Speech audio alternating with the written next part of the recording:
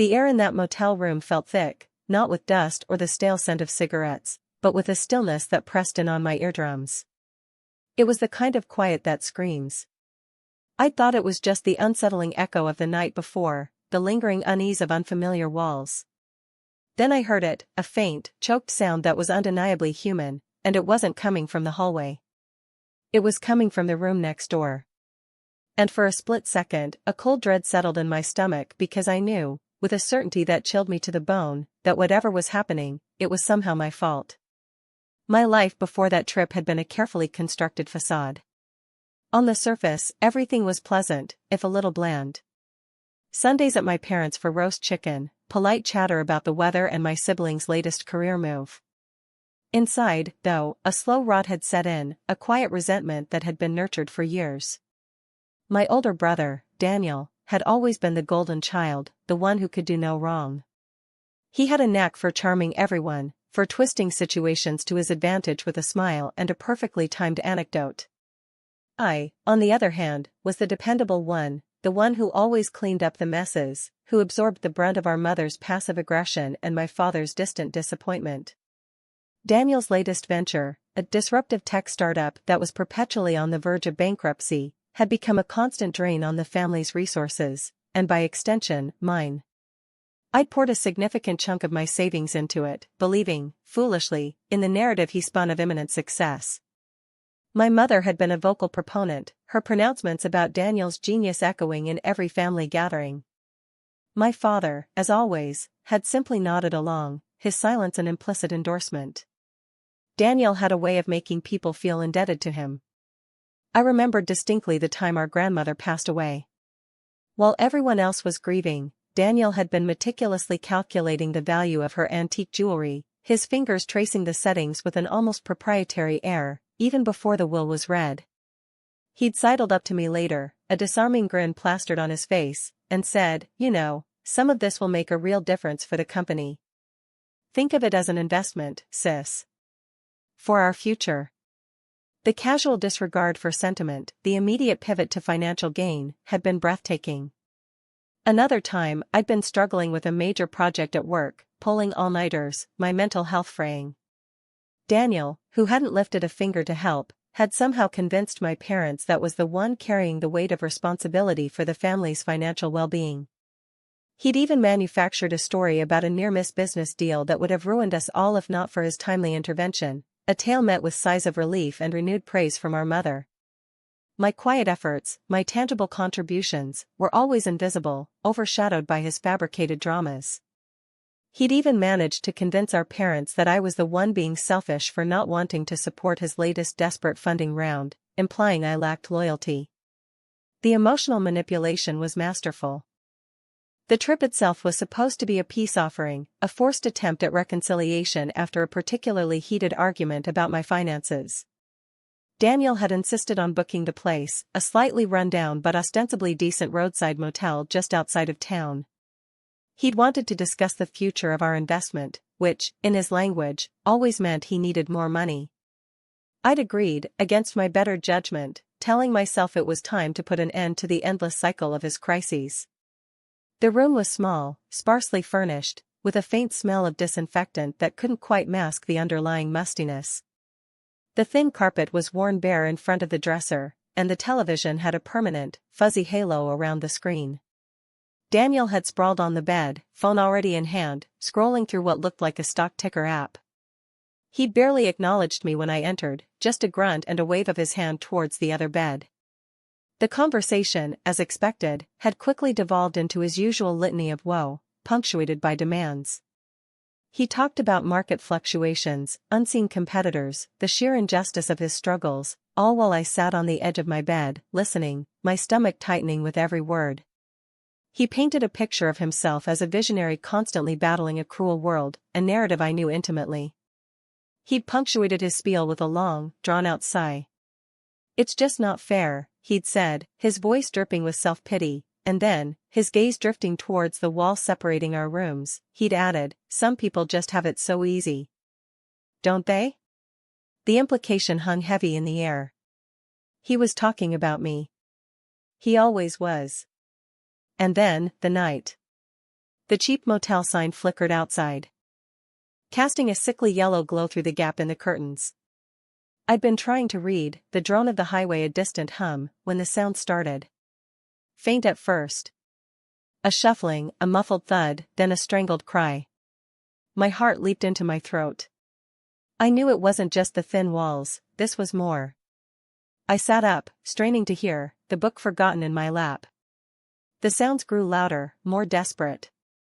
A woman's voice, sharp with terror, then a man's voice, low and menacing.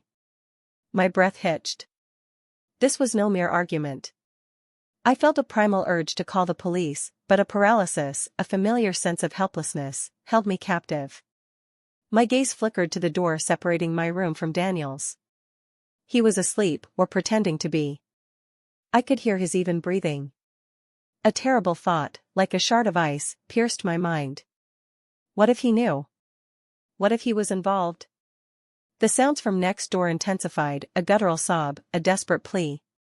I could almost taste the fear in the air. Then, a heavy silence fell, broken only by the distant rumble of a truck. A silence that felt like a tomb. I lay there, frozen, the screams replaying in my mind, the certainty that I should have done something, anything, a heavy weight in my chest.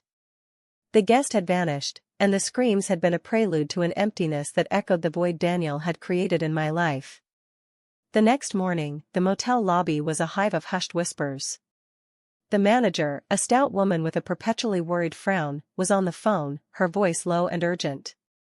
A guest from room 112 had checked out in the middle of the night, she explained to the person on the other end, leaving behind a trail of disarray. I saw Daniel emerge from our room, looking unnervingly composed, his hair perfectly in place, a slight smirk playing on his lips. He didn't ask about the noise, didn't express any concern. Instead, he casually mentioned he'd seen a police car pull away just as he was leaving. Probably nothing, he'd said, shrugging, some domestic dispute, I'd wager. People are so dramatic.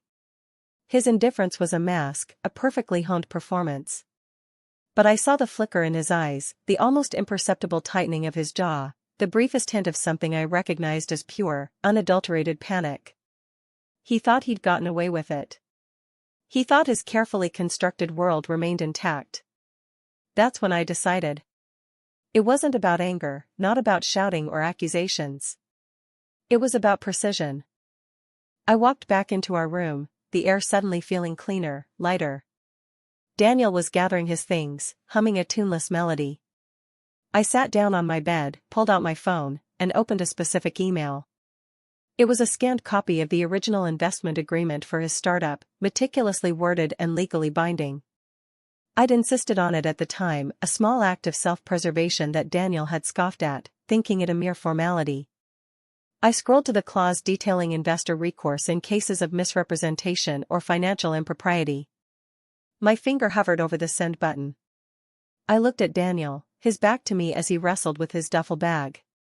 His usual swagger was still there, but beneath it, I sensed the familiar tremor of his insecurity. I pressed send. A moment later, his phone buzzed. He glanced at it, his brow furrowing. He opened the email, his humming ceasing abruptly. The color drained from his face, leaving behind a sickly pallor. He reread the email, then frantically scrolled through the attached document, his movements jerky and uncoordinated. His eyes darted to me, wide and disbelieving. He opened his mouth to speak, but no sound came out. The smug arrogance that usually radiated from him evaporated, replaced by a raw, naked fear. He stammered, What is this?" I met his gaze, my expression carefully neutral. "It's the investment agreement, Daniel," I said, my voice calm and steady. "The one you conveniently forgot about."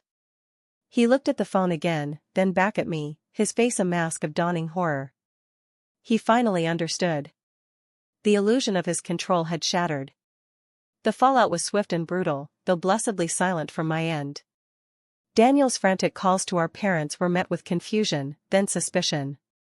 My mother, her faith in her golden boy shaken, demanded an explanation. I didn't provide one. I simply forwarded her the same email I'd sent Daniel, along with the original agreement and a short, factual summary of the clauses he had violated. The truth, presented in black and white, was undeniable.